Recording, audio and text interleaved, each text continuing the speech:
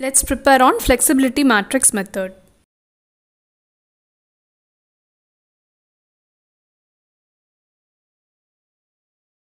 So today we are going to see about the flexibility matrix. So in the previous lecture we have already seen about the stiffness matrix, no? So similar to that only this also will be there, okay?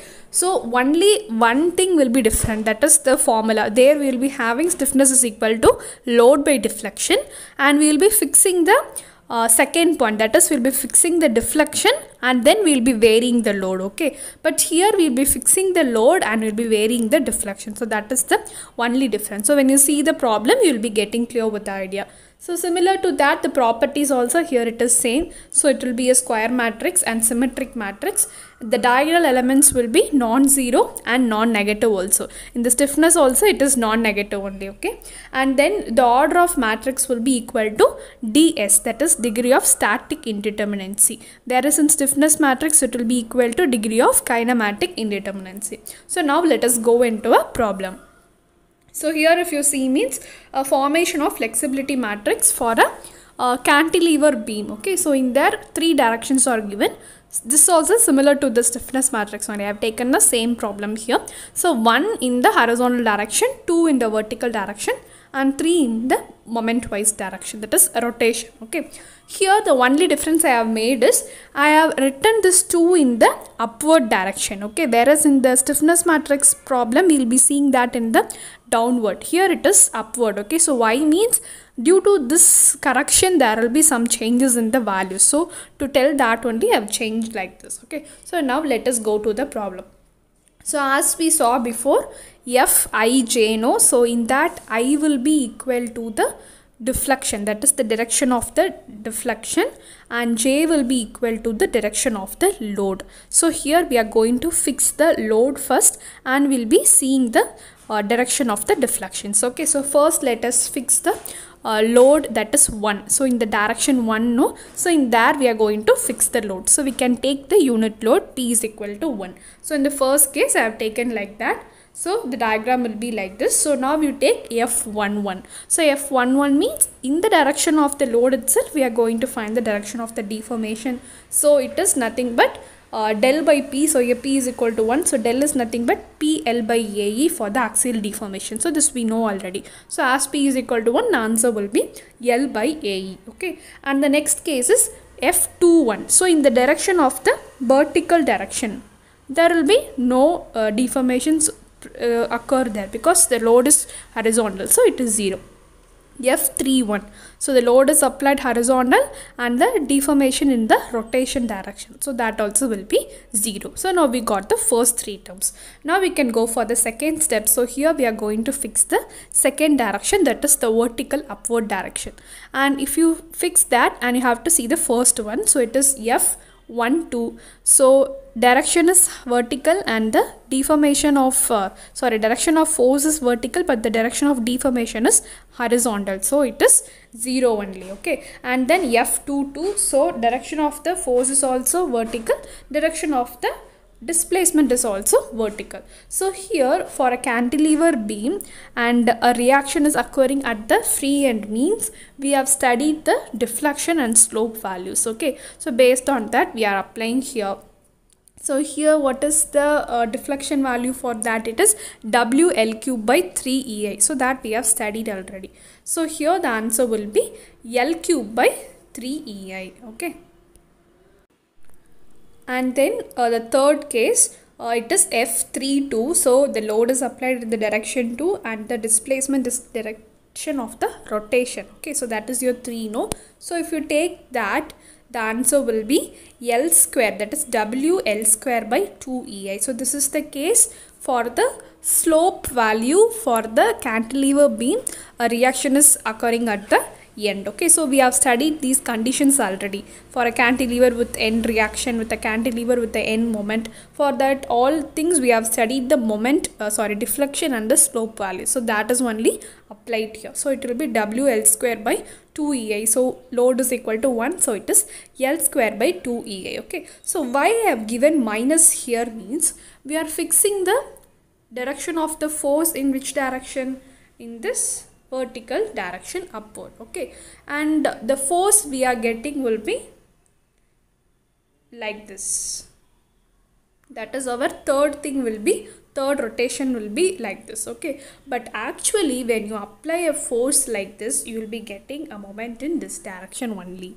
So we are taking a inverse, no, so there is a change here, no, so only to nullify that we are adding minus value here, because the moment actually, that is the rotation actually does in a opposite direction. Okay, so if you see the third case, so here we are fixing the direction of the load in the moment direction. So we are applying moment here, unit moment, m is equal to 1, and we have to see the displacement in the direction of 1. So obviously it will be 0, there will be no horizontal displacement. And when you go for the second case, F23, so we are seeing in the direction of the upward deflection. Okay, so in the upward motion we are going to see the deformation. So usually when you apply a moment, your deformation will be acting downwards only, that is the deformation will be acting in the downward direction like this. Okay, but in this case our deformation, that is our second direction, is in upwards, no, so for that we are adding minus here. Okay, and when you take this beam, that is cantilever with end moment, the deflection value is W L square by 2 EI, so we are writing L square by 2 EI. And then F33, so the force is also, moment is also in direction 3, and the deformation is also in the direction 3, that is a slope is given there. Okay, so the slope value for this condition, it is ML by EI. So in this case also it is ML square by 2 EI, sorry, so M is equal to 1 here, and in this case it is ML by EI, so we are getting L by EI. So we have got all the elements of the matrix, so that we can substitute in the matrix form. So here F matrix is equal to L by AE 0 0, and then F12 2 2, F32, and then F13 2 3, and F33. Okay, so this is all about your flexibility matrix method. So you can try some other problem related to this flexibility matrix method. Okay, the concept we are applying is same in both the methods, matrix and stiffness. Only the formula, that is the P by del and del by P, that differs,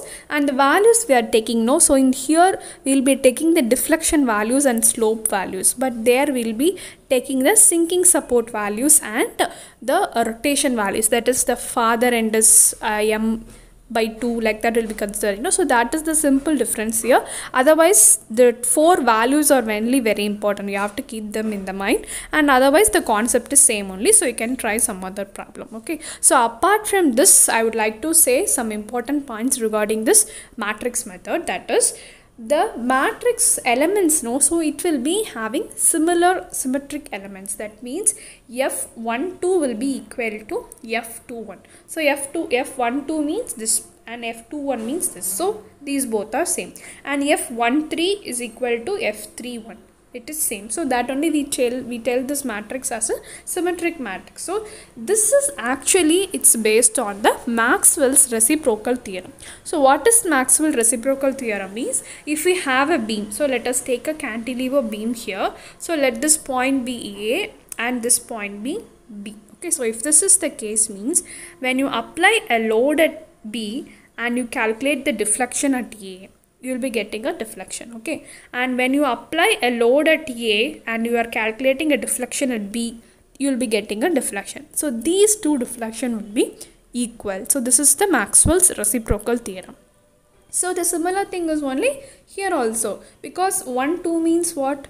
It is the direction of the force in the direction 2 and the displacement in direction 1.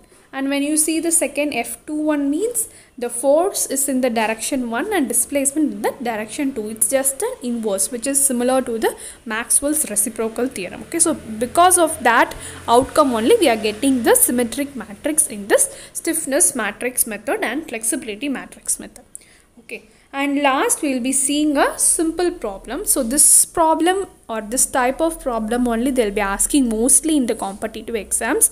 That is for 1 mark questions they will be asking, but for 2 mark questions they will be asking the method which we saw before. But there we have some 3 elements, no, they will be giving some 2 elements alone and they will be asking. That will be for 2 mark question, they may ask like that. But here for 1 mark, they'll be giving this similar type of problems. That is, they'll be giving you any one matrix and they will ask you to find the other one. So most probably it will be of a 2 cross 2 matrix only, because we know that K is equal to inverse of F and F is equal to inverse of K. So when you find the inverse of this matrix, you can get the other matrix. Okay, so inverse of 3 cross 3 matrix is difficult. It takes more time. So mostly they will be giving the inverse of this, that is 2 cross 2 matrix only. And if they gave 3 cross 3 also, you should be able to do that. So see that method also. When you go for 3 cross 3, you will be taking adjoint of that matrix and the determinant of that matrix. So determinant of that matrix, adjoint of the matrix divided by determinant will give you the inverse of the 3 cross 3 matrix. Okay, but in the case of 2 cross 2, it's very simple. See this question. So E I by 63, 4 minus 9 and then minus 9, 36. So these are the elements of the matrix. So just you have to take the inverse. It is nothing but you have to first write this in the other way, that is 63 by EI. Okay, so the first term is over. The second thing what you should do is you should exchange these two elements. So 36 should go up and 4 should come down, and in these two elements you should change the sign. So there minus 9 is there, so 9 and 9. Okay, so in the 1 1 and 2 2 elements you should exchange 1 2 and 2 1 elements. You should change the sign. So that is the simple thing you should do for finding the inverse of a 2 cross 2 matrix. So this will be easy for you to find the F and K inversely. Thank you, and keep watching for the next lecture on principle of superposition.